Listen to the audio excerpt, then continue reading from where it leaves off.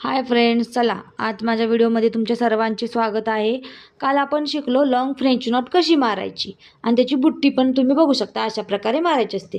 आज आपण शिकणार आहोत सिक्वेन्स विथ फ्रेंच नॉट कशी मारायची, लॉंग फ्रेंच नॉट.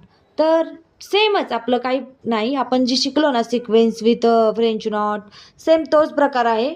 अशा प्रकारे आपलं हे करून घ्यायचं, धागा काढून घ्यायचा आणि त्याच्यानंतर 1 आणि 2 असे करून आपल्याला सिक्वेन्स घ्यायचा आहे आणि आपण असं sequence with long French not अशी प्रकारे मारून घेणार आहे. या फ्रेंच नॉटचा उपयोग आपल्याला वेगवेगळ्या डिझाईनमध्ये जी आपण बुट्टी तयार करतो किंवा फ्लॉवर तयार करण्यासाठी पण करू शकता.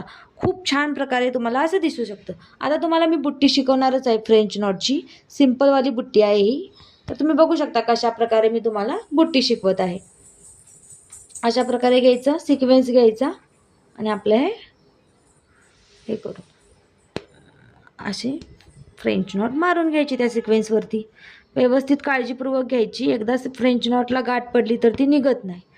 त्यामुळं काळजीपूर्वक आपण जे वर्क करतो ते एकदम काळजीपूर्वक करावं. आता मी हा धागा खूप छोटा घेतलेला आहे, त्यामुळे तुम्हाला ही डिझाईन अशी वेगळी दिसेल. पण जेव्हा तुम्ही पूर्ण व्यवस्थित 8 पदरी किंवा तुम्हाला 16 पदरी जसा धागा, जेवढी तुम्हाला जाड म्हणजे डिझाईन हवी आहे तशी तुम्ही घेऊ शकता. जेवढी तुमची डिझाईन नाजूक असेल तेवढं तुम्ही नाजूक दोऱ्याचं काम म्हणजे तितका दोरा आपल्याला कमी घ्यायचा आहे. अशा प्रकारे बघू शकता मी तुम्हाला कशी French knot sequence with long French नॉटची बुट्टी शिकवली आहे. अशा प्रकारे तुम्हाला वेगवेगळे जे काही टिप्स किंवा वेगवेगळ्या डिझाईन शिकायचे असेल तर तुम्ही माझ्या चॅनलला फॉलो करू शकता आणि यूट्यूबला सुद्धा तुम्ही माझे व्हिडिओ बघू शकता. थँक्यू.